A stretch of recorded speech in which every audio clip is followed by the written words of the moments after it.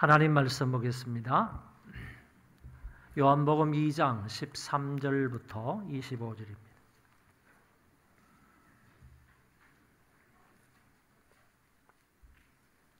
요한복음 2장 13절부터 25절입니다.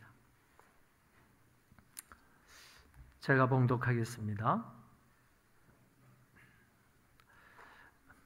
유대인의 유월절이 가까운지라 예수께서 예루살렘으로 올라가셨더니 성전 안에서 소와 양과 비둘기 파는 사람들과 돈 바꾸는 사람들이 앉아 있는 것을 보시고 노끈으로 채찍을 만드사 양이나 소를 다 성전에서 내쫓으시고 돈 바꾸는 사람들의 돈을 쏟으시며 상을 엎으시고 비둘기 파는 사람들에게 이르시되 이것을 여기서 가져가라. 내 아버지의 집으로 장사하는 집을 만들지 말라 하시니 제자들이 성경 말씀에 주의 전을 사모하는 열심이 나를 삼키리라 한 것을 기억하더라.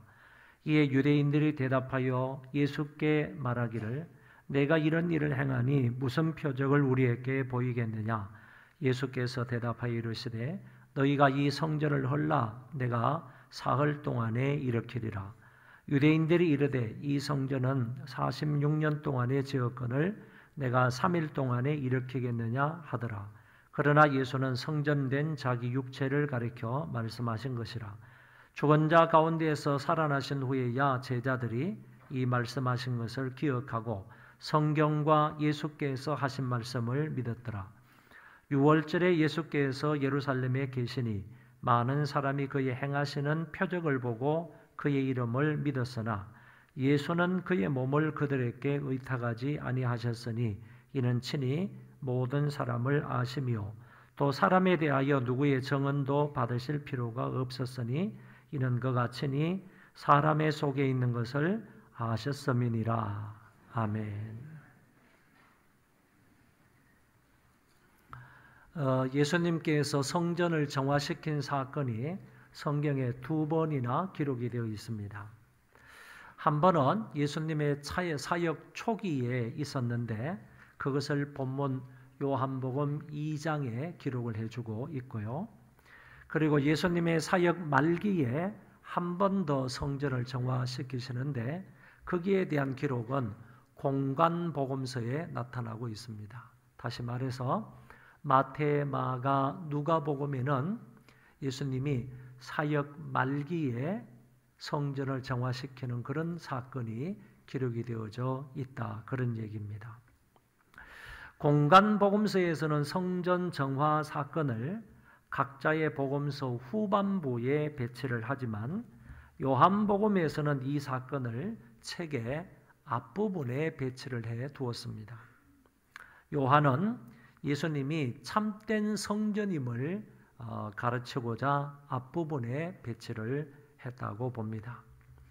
주님은 예루살렘 성전을 대신하시는 참된 성전이심을 드러내고 그가 바로 하나님의 아들이심을 밝히고자 요한복음서에서는 성경 앞부분에 성전 정화 사건을 기록했다는 것입니다. 처음부터 이 사실을 밝히 드러내시기 위하여 성전 정화 사건을 복음서 앞부분에 배치를 해 둔 것입니다. 요한은 본문에서 유월절을 언급하는데 이 유월절을 언급할 때도 유대인의 유월절이라 하는 말로 기술을 했는데 결국 유대인의 유월절이라 하는 이 말은 유대인의 절기 중 하나가 유월절이다 하는 사실을 사람들에게 알리기 위함이고 더 나아가서 예수님께서 바로 이 유월절을 완성하신 분이시다. 유월절을 성취하신 분이시다 하는 점을 가르쳐 주고자 하신 것입니다. 예수님은 공생애 중 유월절을 3번 지나시게 됩니다. 오늘 본문에서 한 번, 그리고 6장에 가서 2번째, 그리고 11장에 가서 3번째의 유월절을 지키게 되셨습니다.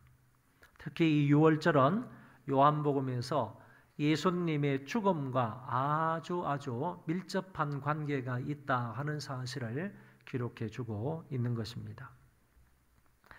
유대인의 최고 명절인 유월절이 다가오자 예루살렘에는 예배자들로 가득 차게 되었고 뿐만 아니라 순례객들로 인하여서 시끌벅적하게 되었습니다.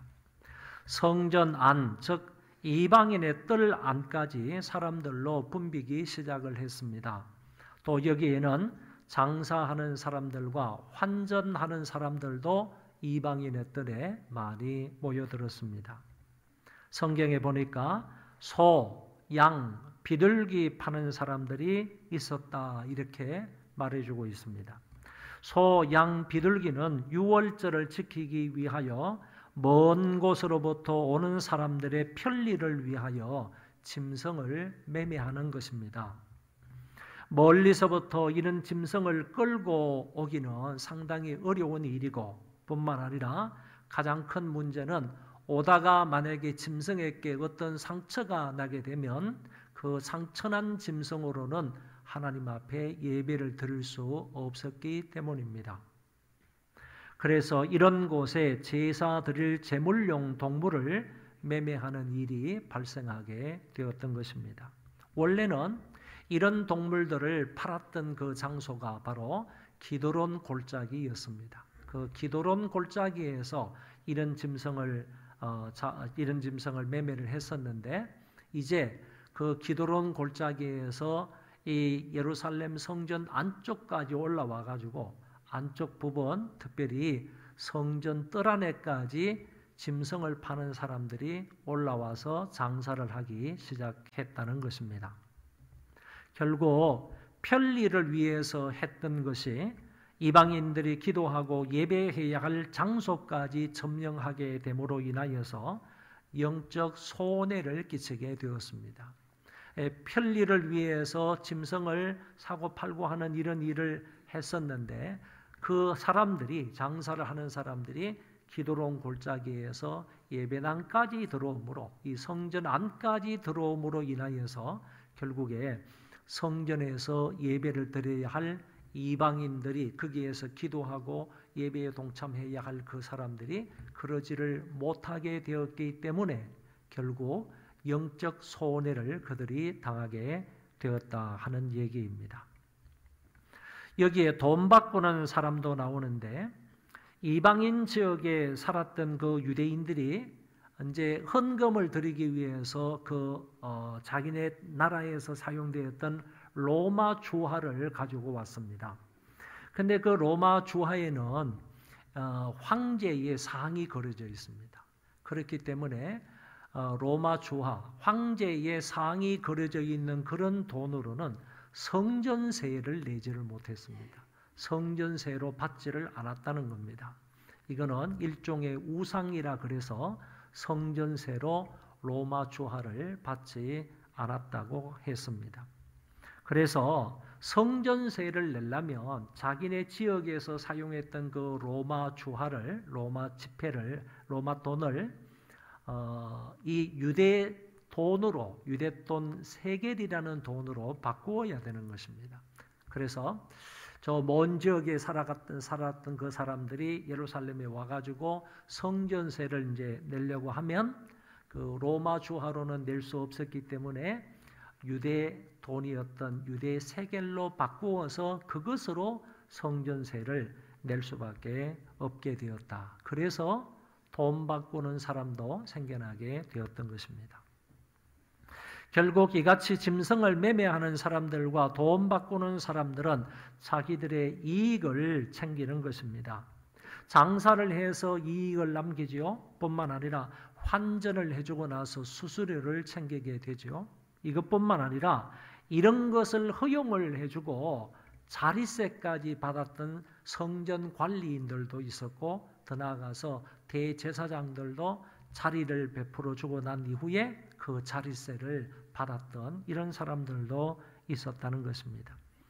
이 같은 종합적인 일들을 근거로 해서 예수님께서 이제 어떻게 이 아수라장이 되어버린 이 예루살렘 성전을 어떻게 대처를 하시는지 오늘 말씀을 통해서 보도록 하겠습니다. 노건으로 채찍을 만드사 양이나 소를 다 성전에서 내쫓으시고 돈 바꾸는 사람들의 돈을 쏟으시며 상을 엎으시고 비둘기 파는 사람들에게 이르시되 이것을 여기서 가져가라. 내 아버지의 집으로 장사하는 집을 만들지 말라 하시니라. 예수님께서 그 더러워진 성전을 단숨에 깨끗게 하시는, 정화시키시는 그런 장면을 요 구절을 통해서 우리가 볼 수가 있는데, 단적으로 말하면 그 하나님의 집을, 하나님 아버지의 집을 장사하는 집으로 만들고 있었던 그 사람들에 대해서 주님이 의분을 가지셨던 겁니다. 의분을 토로하셨던 겁니다. 마음속에서 어찌 하나님 앞에 예배를 드리고 하나님 앞에 기도를 하고 하나님 앞에 제사를 드려야 할 이 성전에서 어떻게 이렇게 매매하는 이런 일을 할 수가 있고 돈 바꾸는 일, 이것을 통해서 수수료나 받아먹는 이런 일이 어디 있을 수가 있느냐라고 하시면서 주님이 마음에 의분을 가지시게 되었다, 그런 얘기입니다.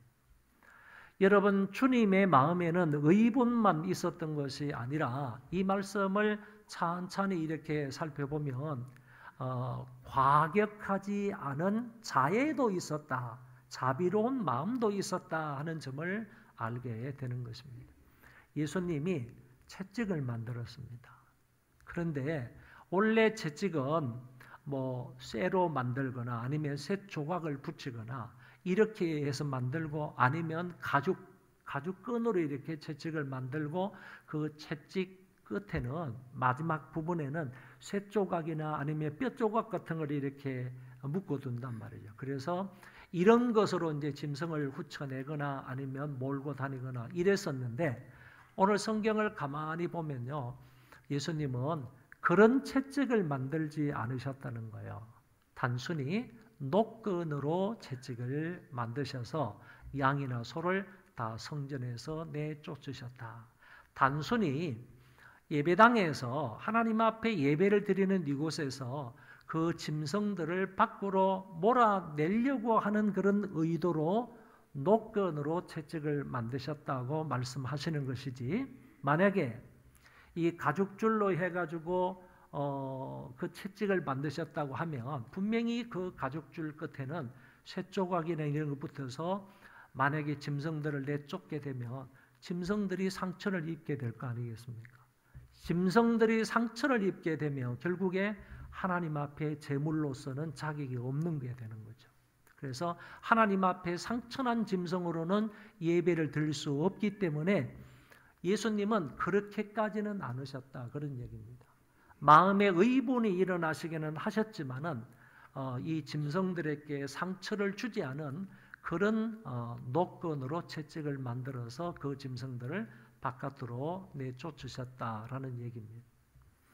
그리고 돈 바꾸는 사람들의 돈을 쏟으시고 상을 엎으셨다 그랬는데 그런 상을 엎으신 거예요. 이제 뭐 환전을 해주려면 이제 거기에 뭐 이런저런 돈들이 있지 않았겠습니까? 상을 엎으신 거예요. 이 돈을 가지고 많은 사람들 앞에서 흩뿌리지 않았다는 거예요. 뿌리지 않았다는 거예요.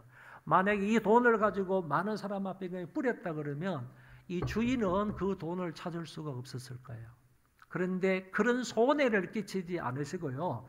이 사람들이 그냥 장사하고 있는 그 상, 환전하고 있는 그 상을 엎으시고 그 다음에 돈을 쏟으셨다. 그 앞에서 쏟으셨다. 그래서 충분히 이런 것을 통하여서도 예수님은 의분과 함께 자애로운 마음을 가지셨다 하는 점을 또 알 수가 있는 것입니다. 비둘기 파는 사람이 나오는데 비둘기는요, 하나님 앞에 제사, 제물로 드릴 때에 가장 가난한 사람들이 드리는 그런 제물입니다. 정말로 가진 것이 없는 그런 사람들이 비둘기로 해서 하나님 앞에 제사를 드렸는데 그 비둘기 파는 사람들은 비둘기가 이랬을 때 그냥 비둘기를 날려보내지 않으셨다는 거예요. 날려보내지 않으시고 주님께서 이르시되 이것을 여기서 가져가라 이렇게만 말씀하셨습니다. 그러니까 날려보냈다고 한다 그러면 이거는 분명히 그 사람들에게 어떤 재산상의 손해를 입히는 것 아니겠습니까? 예수님은 그렇게 하지 않으시고 이것을 여기에서 가져가라 이렇게만 말씀을 하셨다는 것입니다. 그러니까 이 두 구절의 말씀을 통하여서 이 사람들이 성전을 더럽혔을 때 그 성전을 더럽힌 것에 대해서는 주님이 마음의 의분을 가지셨지만은 그렇다고 해서 과격하게 그 사람들을 대하지는 않으셨고, 그다음에 짐승이나 다 저들의 개인적인 재산에 예수님이 손해를 입히시지는 않으셨다 하는 그의 자애로운 마음을 살펴볼 수가 있다, 그런 얘기입니다. 이처럼 예수님은 사람들의 소유물을 굉장히 소중히 여기셨고요, 그들에게 의본 중에 자애를 베푸셨던 것을 이 말씀을 통하여 살펴볼 수 있습니다.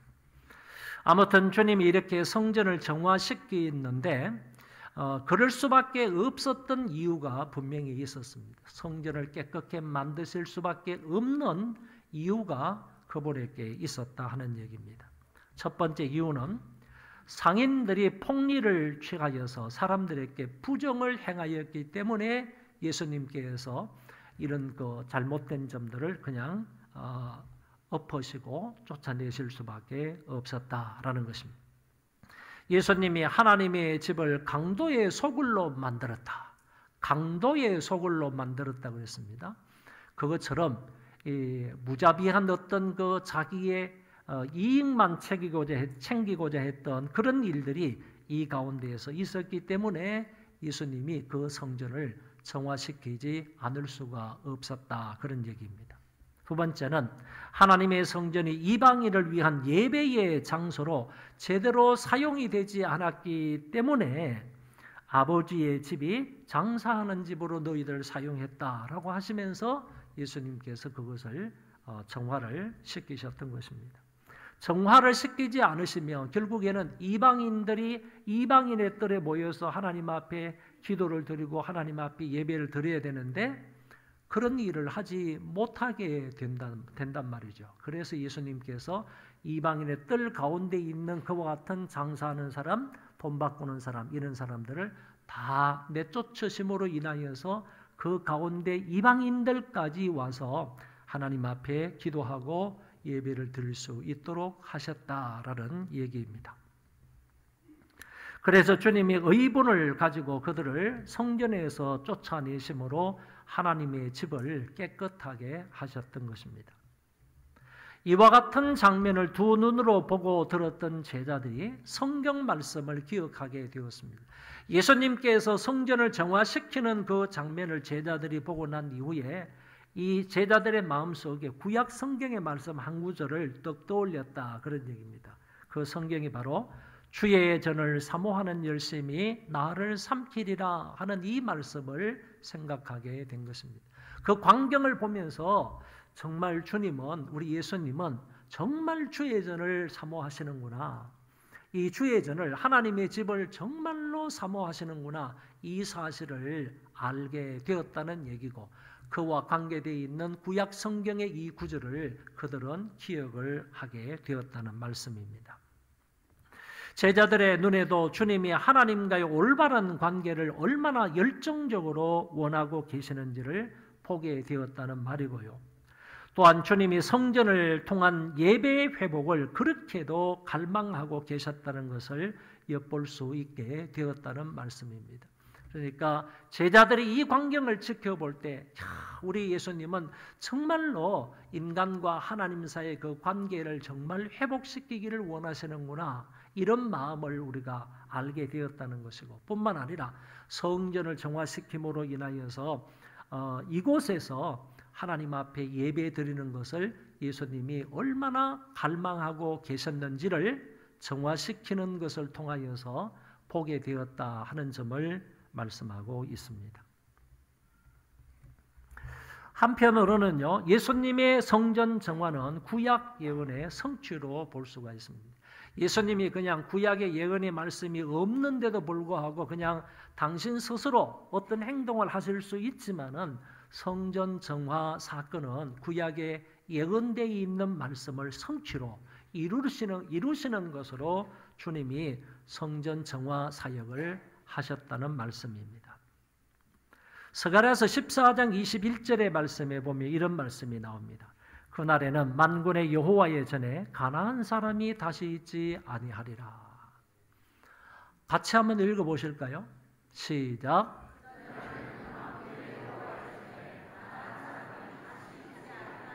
이 그날에 하는 이 말은요, 주님께서 이 세상에 오실 때, 메시아가 도래하실 때, 메시아가 오실 때를 가리켜서 그날이라 이렇게 말했고요. 만군의 여호와의 전은 성전을 말합니다. 그런데 예수님이 오실 때, 메시아가 오실 때 성전에 가나안 사람이 다시 있지 아니하리라 이렇게 말씀하셨다는 거예요. 이게 예수님의 성전 정화 사건하고 무엇이 같은 의미가 있을까요? 이것이 정말 예수님의 성전 정화 사건을 예언하는 말씀이라고 할 수 있을까요? 그런데 잠언 31장 24절의 말씀에 보면 여기 나오는 가나안 사람, 케나마이라고 하는데 이 케나마이라는 이 단어하고 똑같은 단어가 거기 나오는 거예요. 그래서 똑같은 단어인데 그 잠언 31장 24절에서는 무엇이라고 했는가 하면은 거기에는 상인이라 무엇인가를 팔고 사고 하는 상인이라 하는 말로 번역을 했습니다. 그러면 이제 케나마이라는 말하고 가나안 사람이라는 말하고 상인이라는 말하고는 같은 뜻의 의미를 갖는다는 거예요. 그럼 여기 가나안 사람 대신에 그 상인이라는 말을 한번 넣어 보십시오. 그날에는 메시아가 오실 때에는 만군의 여호와의 전에 성전에 상인이 다시 있지 아니하리라 이런 말이라는 거죠. 그래서 예수님께서 성전을 정결케 하셨을 때 그 상인들을 다 내쫓으심으로 인하여서 하나님의 거룩한 성전 안에 상인들이 없어졌다. 다시 있지 않다 하는 그런 얘기란 말이죠. 그렇기 때문에 예수님의 성전 정화 사건의 예언적인 말씀은 바로 스가랴 14장 21절의 말씀이 된다. 그런 얘기입니다. 스가랴 14장 21절에 이렇게 예언이 되어 있기 때문에 이 예언의 말씀을 따라서 주님께서 오셔서 성전을 깨끗하게 하셨다라고 말할 수가 있는 것입니다. 스가랴서의 말씀뿐만 아니라 말라기 3장에도 이런 예언이 나옵니다. 또 너희가 구하는 바 주가 갑자기 그의 성전이 임하시리니 곧 너희가 사모하는 바 언약의 사자가 임하실 것이라. 그가 은을 연단하여 깨끗하게 하는 자 같이 앉아서 레위 자손을 깨끗하게 하되 금은같이 그들을 연단하리니 그들이 공의로운 제물을 나 여호와께 바칠 것이라. 주님이 갑자기 성전에 임하셔서 그것들을 깨끗하게 하실 것에 대한 말라기의 예언이 여기 나오는데 이 예언이 주님이 요한복음 2장에서 상인들을 쫓아내시는 것으로 인하여 성전을 정결케 한 사건으로 이루어졌다 하는 말씀입니다. 이와 같이 예수님의 성전 정화는요, 구약에 예언되어 있는 그 말씀의 성취 사건이다. 분명히 주님께서 이 세상에 오셔서 성전을 깨끗하게 하실 것이다 라는 것을 구약 성경 두 군데에서 말씀하고 있으니까 그 말씀대로 주께서 이 세상에 오셔서 성전을 정화시킨 것이다 라는 그런 말씀입니다. 이제 18절부터 20절로 넘어가면요, 주님이 성전 파괴와 그리고 재건축에 관하여서 얘기합니다. 다시 따라갈까요? 성전 파괴와 재건축 이야기. 자, 18절에 이렇게 말씀합니다. 이에 유대인들이 대답하여 예수께 말하기를 내가 이런 일을 행하니 무슨 표적을 우리에게 보이겠느냐. 그러니까 성전을 정결케 하니까요, 우리에게 무슨 표적을 좀 보이겠느냐, 표적을 좀 보여달라 이렇게 얘기를 하는 것입니다. 만약에 예수님께서 선지자로서 성전을 정결케 한다 그러면 네가 선지자이다는 것을 한번 표적을 좀 보여달라 이런 얘기죠. 선지자로서는 아니면 다른 어떤 그 훌륭한 종교 지도자로서 한다 그러면 성전을 정결하게 할 수 있을 거예요. 성전을 정결할 수 있는데 네가 무슨 권위로 이렇게 성전을 깨끗게 하는지, 정결하게 하는지 너 우리에게 표적을 하나 보여달라, 이렇게 요구를 하는 것입니다. 이 당시 유대인들은요, 이렇게 생각을 했던 것 같아요. 이게 이제 하나님의 집을 왜 강도의 소굴로 만드느냐, 뭐 이런 얘기 했다고 그랬잖아요. 그렇게 하나님의 집이라고 할 때에는 당신의 집이나도 마찬가지예요. 그래서 예수님께서 성전 안을 내 아버지 집이라는 거지, 내 아버지 집이니까 내 집이나 마찬가지야. 그래서 거기 들어오셔가지고 막 물건들을 뭐 다 쫓아내신 거예요. 여러분 한번 생각해 보세요. 내가 주인인 그 빌딩에 들어가가지고요. 빌딩에 들어가가지고 어느 날 이제 빌딩에 갔더니만 내가 싫어하는 물건들이 잔뜩 들어있어요. 그러면 여러분들은 막 속상해가지고 거기 있는 물건들을 이거 다 없애버려, 다 치워버려, 그러면서 막 이렇게 바깥으로 이렇게 던져냈다고 생각해 보세요. 그럼 다른 사람이 여러분들에게 질문을 어떻게 하겠어요? 당신이 무슨 권한으로, 당신이 뭐 때문에 이렇게 하냐고 묻지 않겠습니까? 당신이 뭐 때문에, 당신이 뭔데, 당신이 어떤 사람인데 여기 있는 물건들을 바깥으로 던지냐고, 내놓느냐고, 그렇게 말할 수 있지 않겠어요? 유대인들의 생각은요, 이거는 사법적인 행위라는 거예요. 사법적인 행위를 하고 있는데 네가 사법적인 행위를 할 만한 그런 표적이 뭐냐라고 묻는 거예요. 표적이 뭐냐. 그때 예수님께서 이제 말씀을 하시는 것이 여기에 나타납니다. 19절에 예수께서 대답하여 이르시되 너희가 이 성전을 헐라 내가 사흘 동안에 일으키리라. 여러분, 예수님은 이 성전을 헐라, 너희가 헐라 그랬습니다. 여기 보면 너희가 이 성전을 헐라. 그런데 3일 동안에 일으키는 주체는 나라고 그랬습니다. 내가 사흘 동안에 일으키리라, 이렇게 말씀하신 거예요. 성전을 허는 주체는요, 너희입니다. 다시 말해서 성전을 허는 주체는 유대인이에요.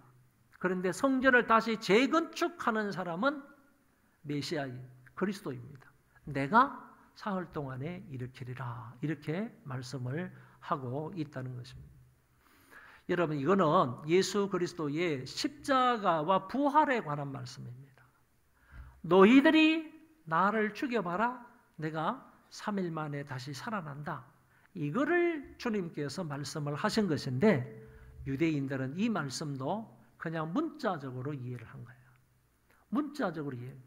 이 성전을 헐면, 이 성전은 46년 동안 지어오고 있는데 이 성전을 헐면 3일 만에 재건축하겠다고, 이렇게 그냥 문자적으로만 이해를 한 거예요. 예수님은 그게 아니라 이 성전을 허물고 성전을 재건하는 것을 통하여서 너희들이 성전된 나를 죽여봐라, 그럼 내가 죽은 자 가운데서 다시 3일 만에 부활하겠다, 이거를 말씀하신 거예요. 예수님은 이렇게 말씀을 하셨는데 유대인들은 그냥 문자적으로 이 성전, 46년 동안 지어오는 이 성전을 허물어 버리면 당신이 네가 3일 만에 재건축하겠다는 말이냐, 이렇게 이해를 했다, 그런 얘기죠. 오해를 한 것입니다. 20절로 가면 유대인들이 이르되 이 성전은 46년 동안에 지었거늘 내가 3일 동안에 일으키겠느냐 하더라. 잘 보세요. 이 성전은 대헤롯 성전입니다.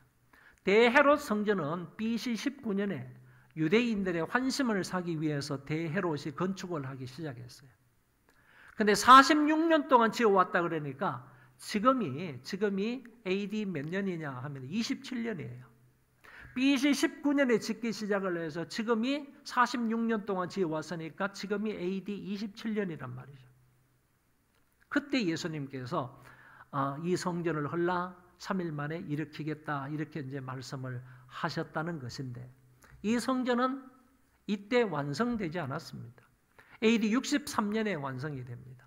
그러다가 7년 후에요. AD 70년에 로마의 타이투스 장군에 의해서 완전히 예루살렘 성전이 파괴가 되고 그 이후로는 성전이 지어지지 못하는 것을 우리는 역사적으로 알고 있습니다. 그러니까 AD 63년에 완공을 했다 그러면 이 성전은요 82년 동안에 걸쳐서 성전을 지은 겁니다. 82년 동안 BC 19년부터 시작해서 AD 63년까지 82년에 걸쳐서 헤롯 대성전을 완성을 했다는 거죠. 그런 성전도요 결국에는 7년밖에 더 가지를 못합니다. 예수님이 이 성전이 허물어지는데 돌 하나도 돌 위에 첨놓이지 아니하고 다 무너지리라.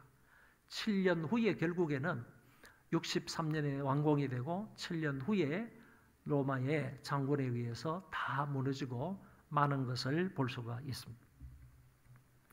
46년 동안 지었는데 네가 3일 동안에 일으키겠느냐 이렇게 말을 했지만은 예수님께서 분명히 이 성전은 자기 육체를 가리켜 말씀하신 것이다 라고 분명하게 말씀을 하셨습니다. 그러니까 너희들이 나를 성전된 이 나를 허물어 봐라. 나를 죽여봐라. 그러면 나는 내가 스스로 죽은 자 가운데서 3일 만에 일어나겠다. 부활하겠다 하는 점을 주님이 그들에게 분명하게 말씀을 하셨습니다. 21절에 가서 보면 예수님이 아주 위대한 선포를 하십니다. 예수는 성전된 자기 육체를 가리켜 말씀하신 것이라. 주님은 자기 육체가 성전이라고 말씀하고 있습니다. 그러니까 지금 이 예수님은 헤롯 성전을 바라보면서요 새로운 성전인 자기 자신에 관해서 말하고 있는 거예요. 헤롯 성전, 지금 짓고 있는 이 엄청난 웅장한 이 헤롯 성전을 바라보면서 새로운 성전에 관해서 말씀하시는 거예요. 그러니까 헤롯 성전 이거는 그림자에 불과한 거예요. 실체가 누구냐 하면은 예수님 자신이라는 거예요. 자신이에요. 여러분 구약의 모든 성막이나 모든 성전에 대한 기사는요 예수 그리스도에게 와서 성취가 다 되는 겁니다. 그리스도께서 오셔가지고 이 모든 것들은 다 성취를 하셨어요. 그러니까 구약의 모든 성전은 신약의 예수 그리스도를 의미한다 이렇게 볼 수가 있다는 것입니다. 여러분 예수님이 헤롯의 성전을 바라보시면서 새로운 성전인 자기 자신에 관하여서 말씀을 하셨습니다. 이제 예루살렘 성전은 그 기능을 다하였습니다. 이제 새로운 성전을 통해서 새로운 예배가 드려진다는 것입니다. 구약에는 성전의 기능이 세 가지가 있었습니다. 첫 번째는 하나님의 계시가 이루어지는 곳입니다. 하나님께서 말씀하시는 곳이 바로 성전입니다. 그리고 하나님을 향해서 제사를 드리는 곳이 성전입니다. 그리고 하나는 하나님이 임재하시는 곳이 바로 성전입니다. 그러니까 하나님 앞에 나와서 기도를 하거나 하나님 앞에 죄 용서를 구하거나 하나님 앞에 제사를 드리면 하나님께서 그곳에서 기쁘게 백성들의 기도와 제사를 기쁘게 받아주시는 거예요. 그리고 그 하나님께서 백성들에게 말씀하실 것이 있으면 성전에서 말씀을 하셨다는 겁니다. 단적으로 말하면 인간이 하나님을 만나는 장소가 바로 성전이었던 겁니다. 이 세 가지 기능을 우리는 기억을 해야 할 것입니다. 구약의 성전은 하나님의 계시가 있는 곳이고 그리고 하나님의 임재가 있는 곳이고 더 나아가서 하나님 앞에 제사를 드리는 곳이다. 이거를 생각을 하시면 돼요. 이 성전의 3대 기능이요. 이제 예수 그리스도를 통하여서 성취가 되었다 그 말입니다. 그래서 하나님은 예수님만에서 말씀하시고 예수님을 통하여서 계시를 하신다는 뜻입니다. 그리고 예수님을 통하여 백성들은 하나님 앞에 예배를 드릴 수 있고요. 예수님은 하나님이 임재하시는 장소가 된 겁니다. 그래서 인간이 하나님을 만나려면 반드시 성전 되시는 예수님을 통하여서 만날 수 있다. 그런 얘기입니다. 예수님을 통하여서 죄 용서를 받을 수 있어요. 예수님의 이름으로 기도함으로 하나님의 응답을 받을 수 있어요. 그러니까 구약의 모든 성전은 신약의 예수 그리스도를 의미한다.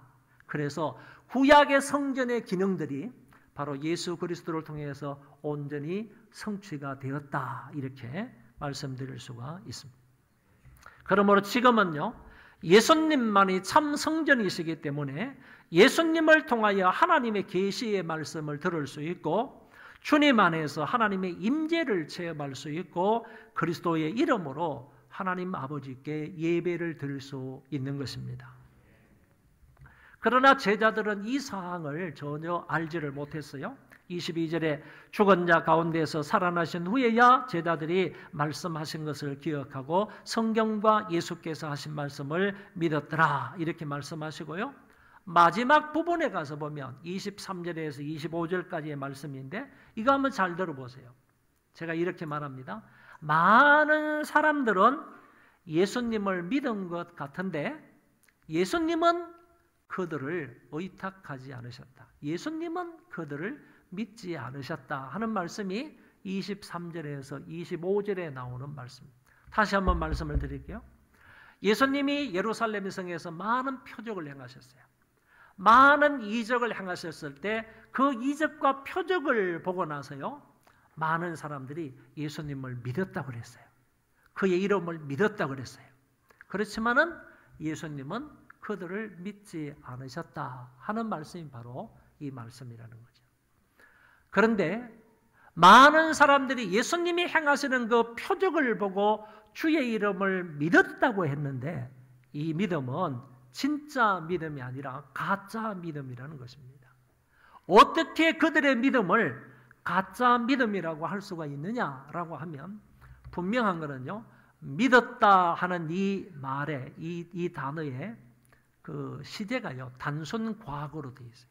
단순 과거라는 것은 단순히 과거에 한 번 있었던 일이다 그런 얘기야. 그러니까 예수님이 행하시는 그 표적을 보고 많은 사람들이 그때 한 번 믿었을 뿐이다 그런 얘기야. 그 이후로는 예수님을 믿지 않았다 그런 얘기입니다. 여러분 신앙이라는 것은 믿음이라는 것은 한 번 믿고 끝나는 게 아니고 계속 믿어야 할 사항입니다. 그러니까 여기 있는 이 사람들은 거기 성경 몇 구절이죠? 그의 이름을 믿었으나 라는 말이 나오는데 이 믿었다 하는 이 말은요 단순 과거로 일회성인 믿음을 말해주고 있는 거예요. 여러분 한 번 놀라운 표적을 보고 한 번 믿었다고 해서 그 믿음이 유지되는 거 아니라는 거예요. 이 사람들은 예수님의 표적을 보고 한 번 믿고 난 이후에 그 다음에는 이 사람들이 연속적으로 주님을 믿지 않았다는 것입니다. 그래서 우리는 이 단어 하나를 통해서 볼 때 이들의 믿음은 가짜 믿음이고 단회적인 믿음일 뿐이다 라고 설명할 수가 있습니다. 그런 반면에 예수님은요 그들을 의탁하지 않으셨다, 그들을 믿지 않으셨다 하는 이 말은 미완료 과거로 되어 있어서요 지속적으로 믿지 않았다 이런 의미가 된다라는 얘기입니다. 제가 그냥 시간상 빨리 결론을 맺도록 하겠습니다. 예수 그리스도는 참 성전이십니다. 아멘 크게 한번 해보십시오. 예수 그리스도는 참 성전이십니다. 구약의 성막과 성전에 대한 모든 기사는 그리스도께서 당신의 육체로 다 이루셨습니다. 구약의 성전의 모든 기능도 이제 예수님으로 대치가 된 것입니다. 그래서 이스라엘 백성들이 성전에서 죄 용서를 받았듯이 우리는 성전 되시는 그리스도를 통하여 죄 용서를 받을 수 있습니다. 이스라엘 백성들이 성전을 통하여 하나님께 제사를 드렸듯이 우리는 그리스도의 이름으로 하나님께 예배를 드리게 됩니다. 이스라엘 백성들이 성전에서 기도하고 성전을 향하여 기도하였을 때 하나님이 들어주셨듯이 이제는 예수님의 이름으로 기도하면 하나님 아버지께서 들어주시는 것입니다. 이스라엘 백성들이 성전에서 하나님을 만났듯이 이제 우리는 중보자 예수 그리스도를 통하여서 하나님의 은혜의 보좌 앞에 담대히 나아갈 수 있게 되었습니다. 그러니까 구약의 모든 성전의 기능들을요 예수님의 십자가와 부활을 통하여서 다 이루셨고요 지금도 여전히 중보기도 사역은 주님께서 계속하고 계십니다. 참 성전이 되신 그분은 인간들을 의지할 필요가 없는 전지하신 분이십니다. 사람은 사람을 알 수가 없지만은요, 주님은 사람의 마음과 생각과 행위까지 다 아시는 분이다. 오늘 마지막 부분에서 그렇게 얘기하셨습니다. 속담에요, 물은 건너가 봐야 알고 사람은 지나보아야 안다 하는 말이 있어요. 심지어 사람의 마음은 죽을 때까지 모른다라는 말도 있어요. 그렇지만 주님은 우리의 모든 것을 직관적으로 다 아시는 분이시고요, 그것에 따라서 우리 주님은 우리에 대해서요, 합당하게 얼마든지 조치하실 수 있는 분입니다. 우리를 너무 잘 알고 계시기 때문에 주님께서는 합당하게 우리에 대해서 조치하실 수 있는 분이시고요, 우리의 필요도 다 아시는 분이고요, 우리의 앞길도 다 알고 계시는 분이시기 때문에 당신의 백성들을 선하게 인도해 주실 수 있는 겁니다. 그리고 당신의 백성들을 우리 주님은 너무너무 잘 알고 계시기 때문에요, 우리를 푸른 초장과 맑은 시냇물가로 인도해 주실 수 있는 분이십니다. 참 성전으로서 우리를 위한 유일한 중보자가 되셔서 우리를 하나님과 화목시켜 주신 그리스도께서요, 개인과 가족들과 모든 성도들의 앞길과 필요를 아시고 채워주실 것을 믿고 그리스도의 합당한 제자로 한 걸음 한 걸음 살아가시기를 바랍니다. 우리 그 자리에 다 일어나시겠습니다. 은혜 아니면 찬송하겠습니다.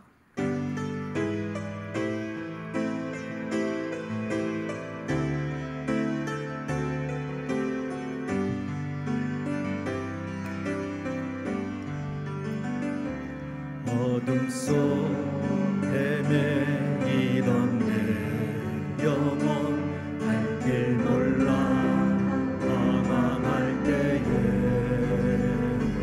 주의 십자가 영광의 그 빛이 나를 향해 비추어 주셨네. 주로 믿고 나서 그리스도의 피로 씻기어 완전한 사랑 주님의 은혜로 새 생명 주께 얻었네. 은혜 아니면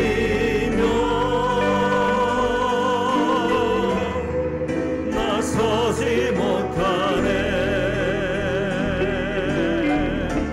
십자가의 그 사랑 능력 아니면 나서지 못하네. 은혜 아니면 나서지 못하네. 놀라운 사랑 그 은혜 아니면 나서지 못하네.